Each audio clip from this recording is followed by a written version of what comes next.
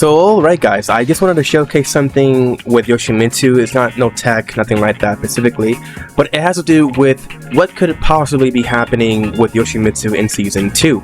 Now, as we heard in the Tekken talk, that Yoshimitsu's damage is going to be lowered as well as his healing. His flash has also changed to where now it has less recovery, so, or should I say more recovery, during the animation. So that way you have an easier time punishing the flash when it's whiffed. Now, didn't mention anything whether or not how flash will work on block, if it's going to be minus 15 or more, so I don't know about that. But there is a distinctionally different thing that they've showcased in the Tekken talk where if you use flash, it has the same after effects from no sword stance, where you do this. It now happens to come out in your regular 1SS state, meaning your 1 sword stance. But it has a different hue to it, like a different color onto it, like it's more green with reddish tinge onto the flash after effects. So I don't know what that could actually mean. It could mean that maybe now Flash in Season 2 will give you a strong tailspin, like it does in no sword stance. That could be it. Or it could mean that now you can heal from Flash regularly without having to go into no sword stance. That could be it. Or it could just be simply them just adding more effects to it so that it looks cooler for the, you know, for the eyes and all that stuff. But I really do hope that it actually has to do with something with what they've done to Flash and not just basically just adding more flavor to how the animation looks, right? Now, I want to get into exactly what they may do to Yoshimitsu in general with the damage, right? Because I'm going to go for a B&B combo, right? And this B&B combo, it's not fully optimized, but let's just say if you were to go for that particular route, how much damage does Yoshimitsu tend to do? So, let's start.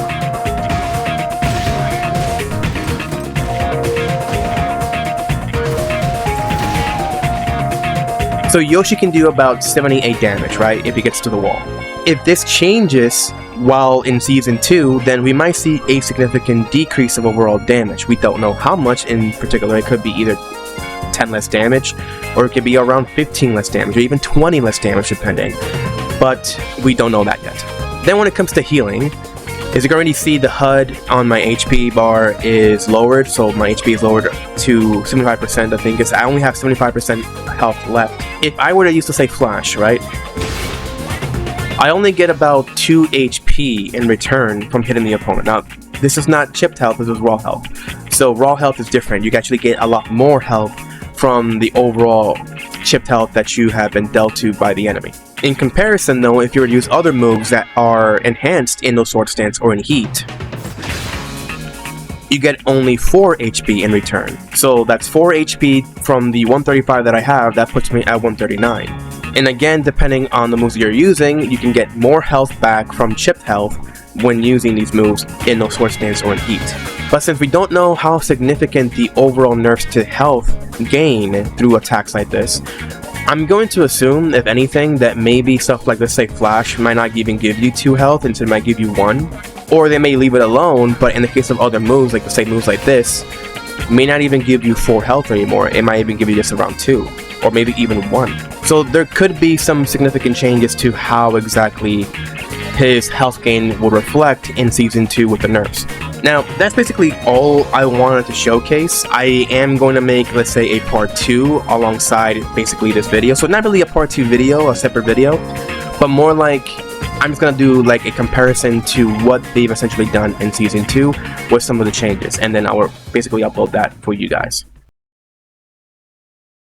Alright guys, this is part 2, because now the patch notes has come out, so I'm going to basically showcase and illustrate what they've essentially changed in Yoshimitsu, and some of the new stuff that he can now do in the game. So let's begin.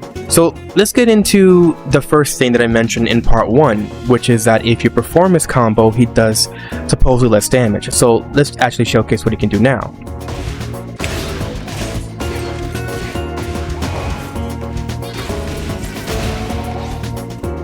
So he supposedly does less damage, right? That's what they supposedly mentioned during the Tekken talk. And I had the impression that they was going to heavily nerf Yoshimitsu, but I guess they really didn't do so. Because in part 1, as I showcased, he does about 78 damage. But if he performs this combo again, he does 76 now in Season 2, which is basically 2 less damage than there was before.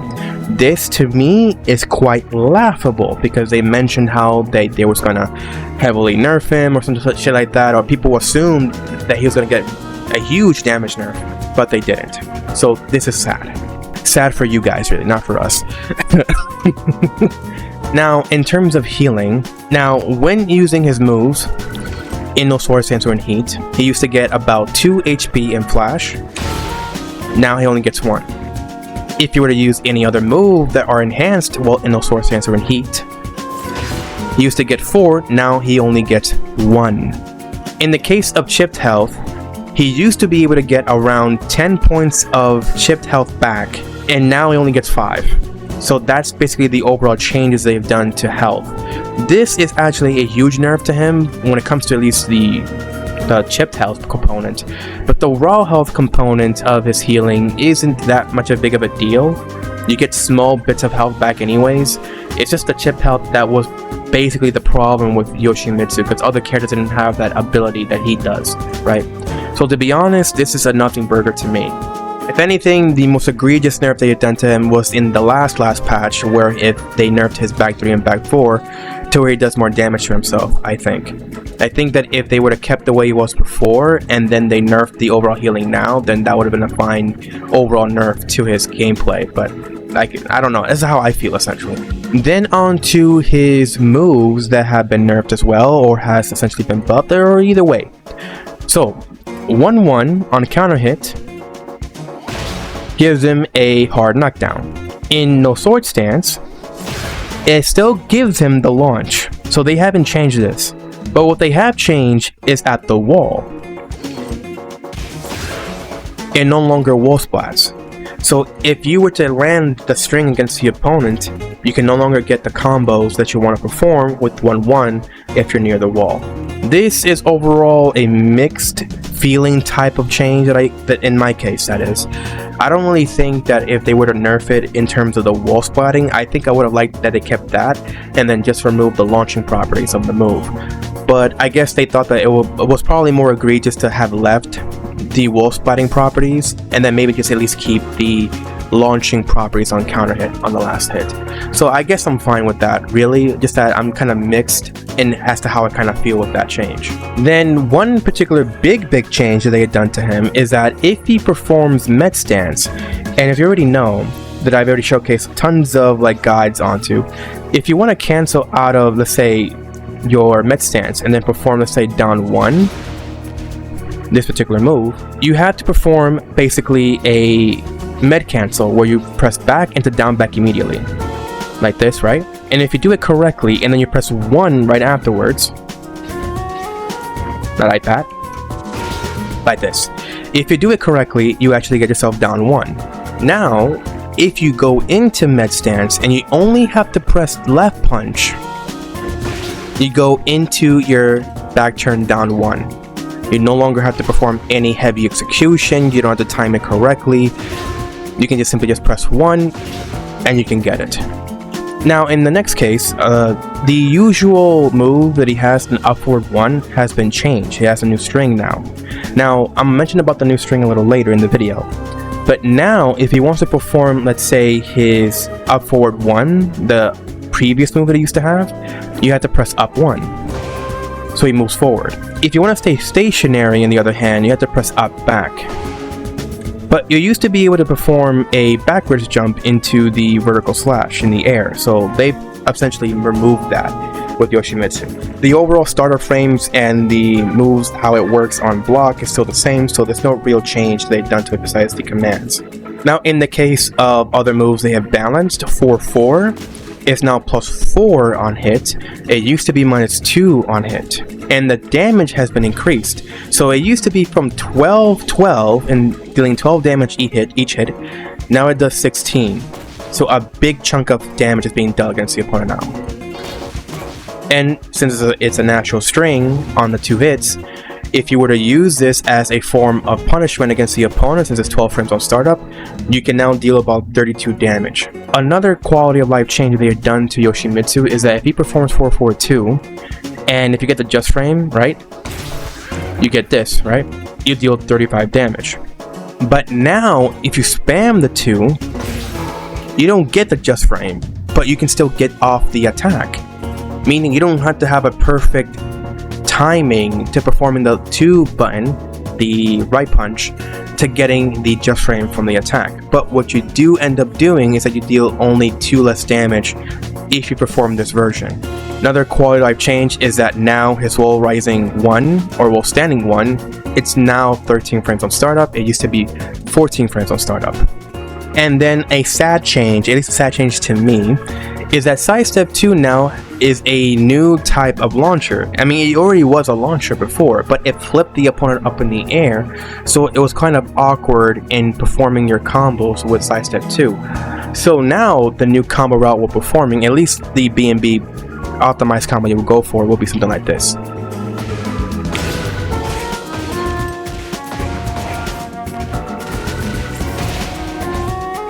Big damage. But if you have seen my Side Step 2 back turned windmill setup, you can no longer perform that. So that video is considered to be old content that you will no longer have to use anymore, since it no longer applies to Season 2. So how it worked before, it was that if you did this,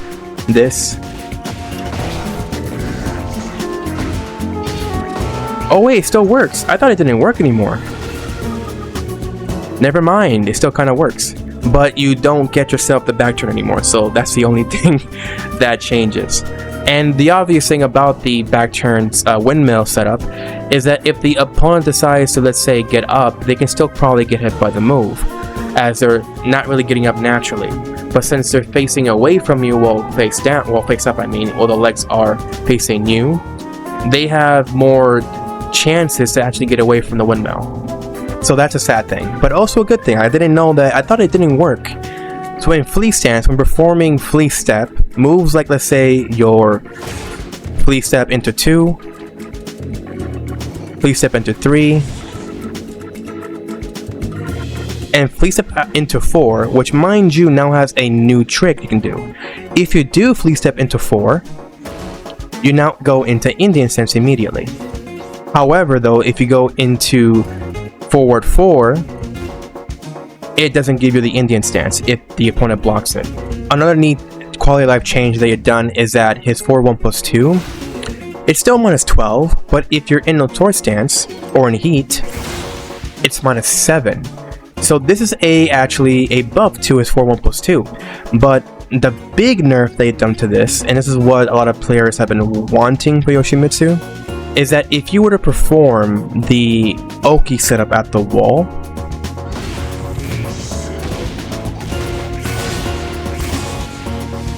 as you can see, it no longer flips the opponent.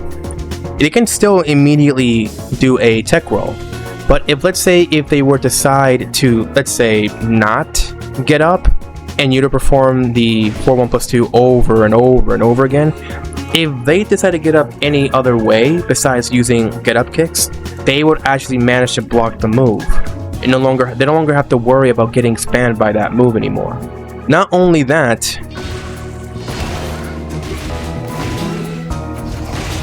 they will have enough time to actually either crouch jab you or even go for a hop kick to stop you from going for the samurai cutter setup at the wall. So this entire setup no longer works anymore at the wall. You have to do something else to get the Oki setup that you want at the wall. He still has the other Oki setups that he can perform, just that those other options, the opponent has more counter attack options they can use against you. So that is a big nerf to his wall Oki setup, and I think it was a needed change to his setups, since for one, it really didn't give much options for the opponent to actually counterattack or find a counter defensive option to getting away from that particular setup.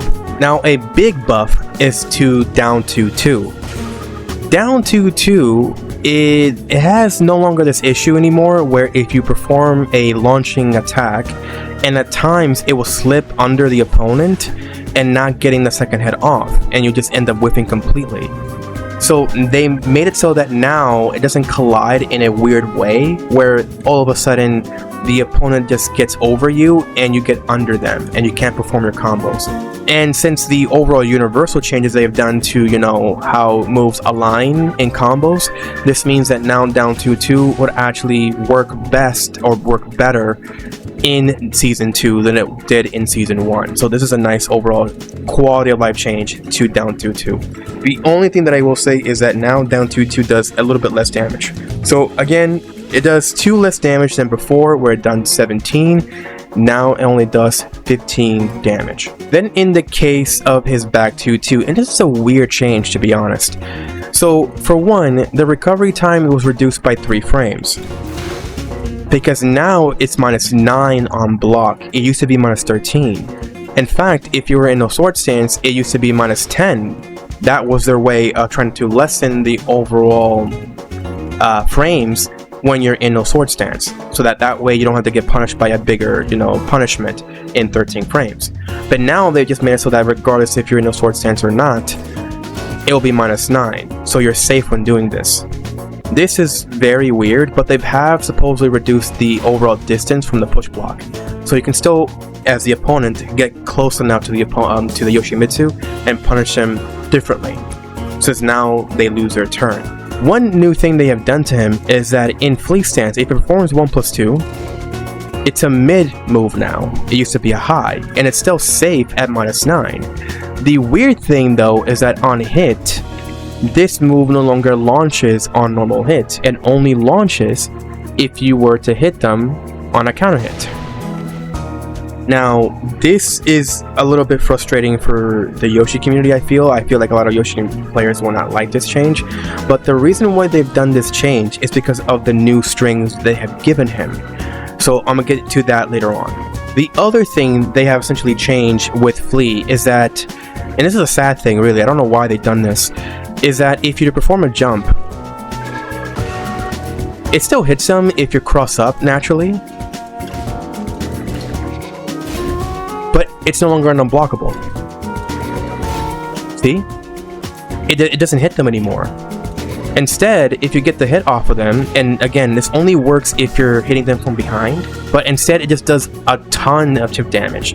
And depending on how you jump on them, the frame advantage can be very high or a little lower than usual. See, here I'm +17. Then it changes to +14. There I'm +13 instead. So it still gives you ways to kind of frame trap the opponent in Flea Stance, but the sad thing is that it no longer works as an unblockable. This also means that if you were to perform something like this, you can't get, let's say, the launching setup against them at the wall. But I guess this is better than nothing, since you can still do tons of chip damage, and it's funny because they supposedly mentioned that they was going to reduce chip damage, but they didn't. Or maybe they did, but it's just that, you know, in this case, it doesn't really seem like they did anything to reduce chip damage overall. Then, funny enough, his standing 1 now does less damage. It used to do 7, it does 5 now. I don't know why that's justified, but I guess it's because in certain combos he does this. So now he does less damage from doing that. But he still does tons of damage regardless, so I don't understand. But yeah, he does 2 less damage from his standing 1, but if they really wanted to reduce his damage significantly, this is not the way of doing it in my opinion. But yeah, that's whatever. They've also reduced the damage of his 3-1. 3-1 used to do 22 and now does 20. And while in heat, it used to do 25 and now does 22. And as you already can see, 3-2, 1+2, it used to do 29 damage. Now it does 26, but in those sword stance, it used to do 30. And now it does 27. So they have supposedly nerfed the damage significantly in some departments, but I still think they've done really nothing to this. They've also supposedly changed this move here. Instead of dealing raw health, it now does recoverable health. No longer would you be getting actual raw health done to the opponent, now it's recoverable health.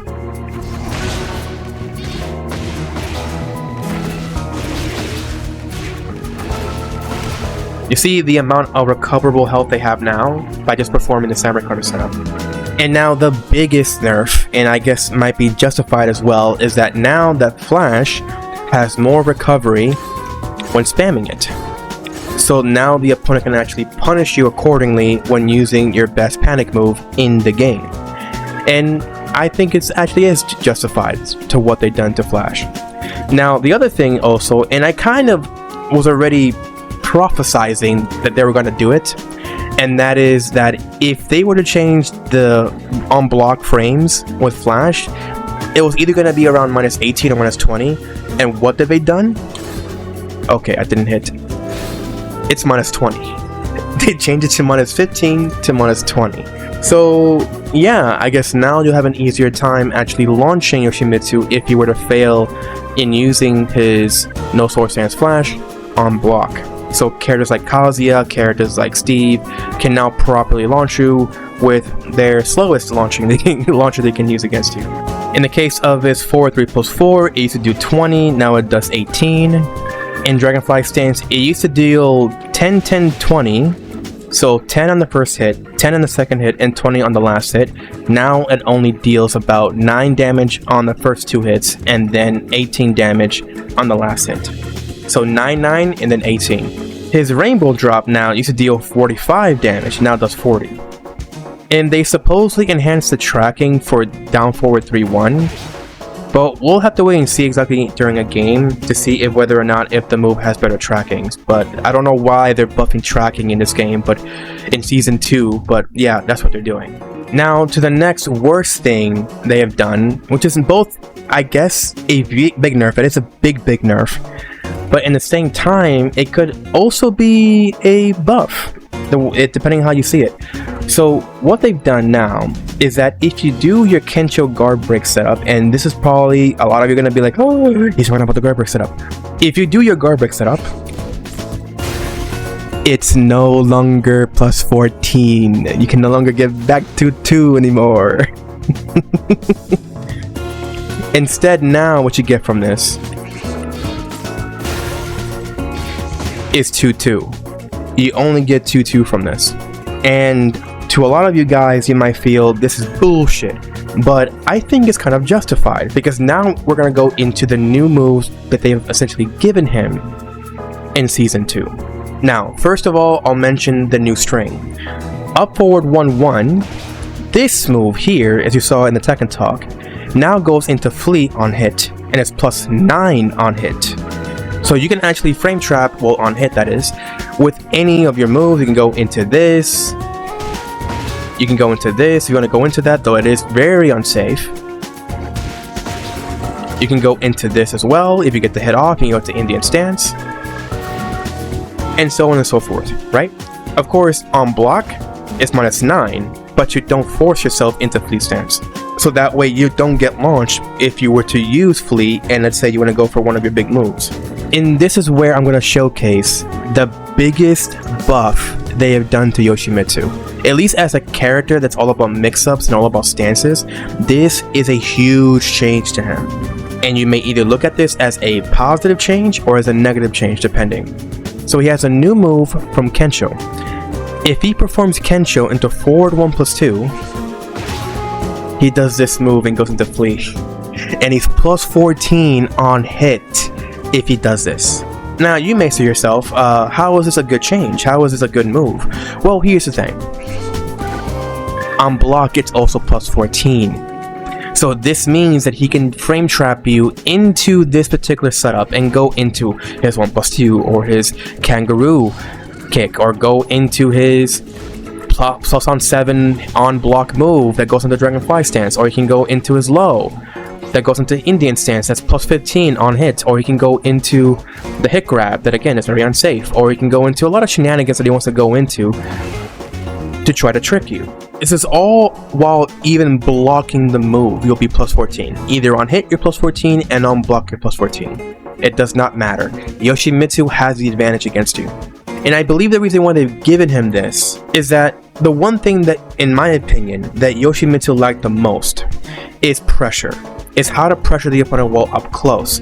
Yes, he has big moves like stuff like this, his poison breath, his samurai cutter setups, and no sword stance. He has moves that can launch on hit like stuff like this. But if the opponent at the highest level sees that what you're trying to pull off, all the shenanigans, all the gimmicks, these all fall flat against the opponent because he doesn't really have good neutral. Like, you might think he has good neutral, but a lot of his neutral moves can easily be stepped to the right. All of them can be stepped to the right, besides down 2-2, down 2-1, down 4-1-2, right? Stuff like this, or in 2-1. These are moves that can't be stepped to the right. They actually track to his weak side. But in the case of all the other moves, it can be easily stepped. In fact, one thing that I've also harp about is that in 1-1's case, it's +4, right? And if you perform down forward 1, that is 13 frames on startup, the opponent can still fucking sidestep you and get away from the down forward 1. I'm not even joking, this has happened multiple times to me. This is +4 on hit, and this is 13 frames. That means they can't move. They can't step me from where they're trying to step me from, because there's still 1 frame that they have to recover from before they'll get hit by this move. And stepping in this game is about like around 6 frames to actually be completely invulnerable from getting hit, from what I remember. So for some reason, this can get stepped.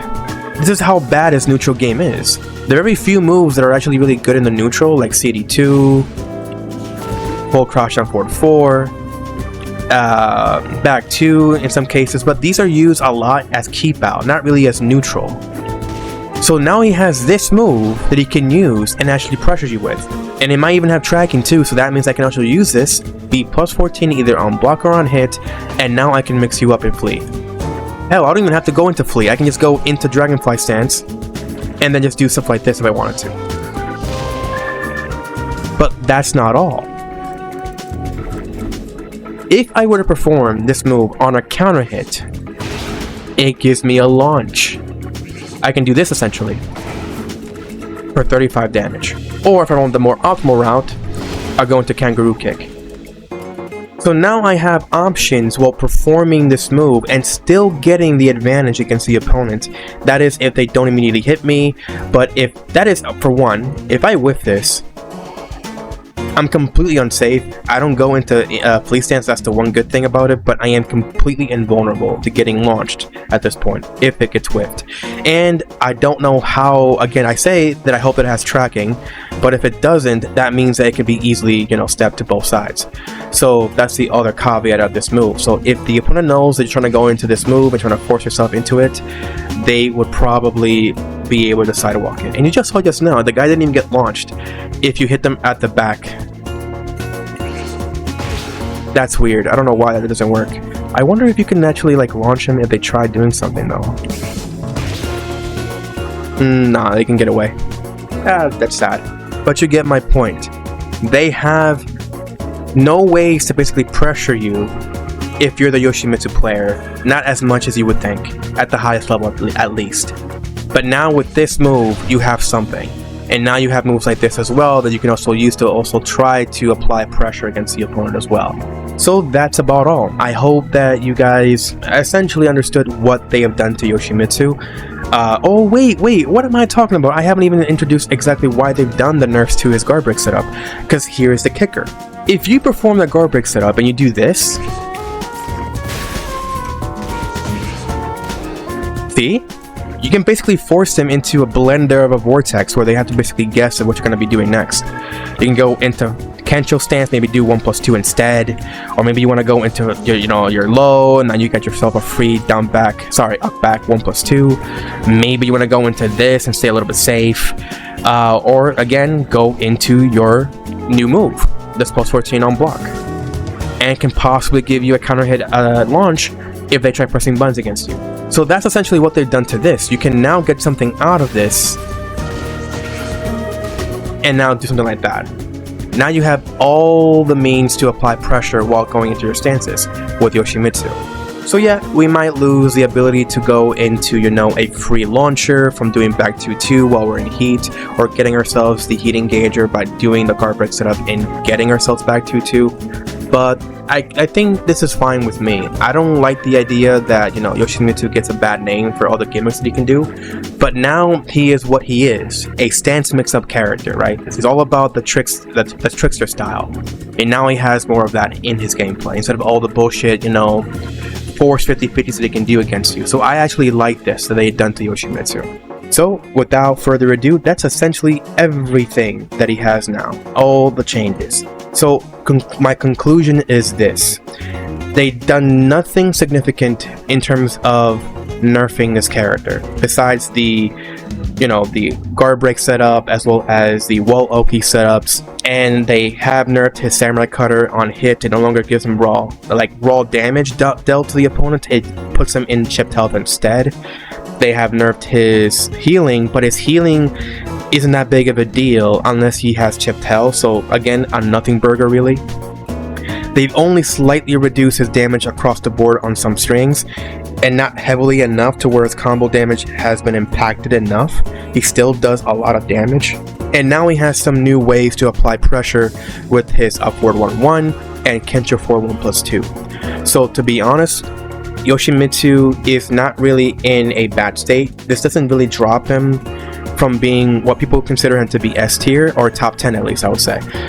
But he's no longer this, at least in my opinion, he's no longer this character that's like around number 1 or top 3. I don't think so, in my opinion. I think that now he is like still top 10 with these changes.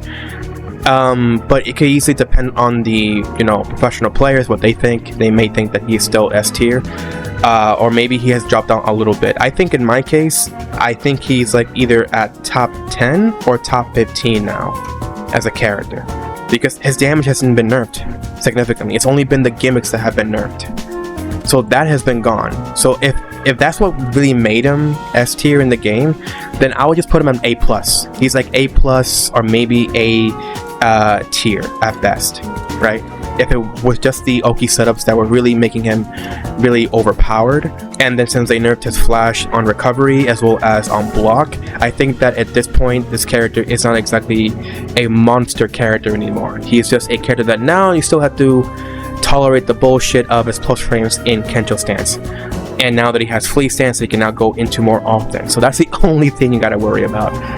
So yeah, without further ado guys, thank you guys for watching the video. If you liked it, give it a like, dislike if you want to, and subscribe to see more of my shit. I do have a Discord, so if you want to hop onto the Discord and you want to say whatever you want to say, hop in if you want.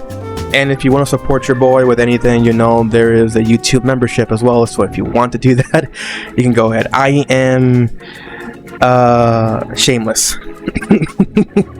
So yeah, if you want to do that, you can go ahead and do it, but you don't have to. But it is appreciated if you do go and do that. And yeah, stay tuned, stay safe.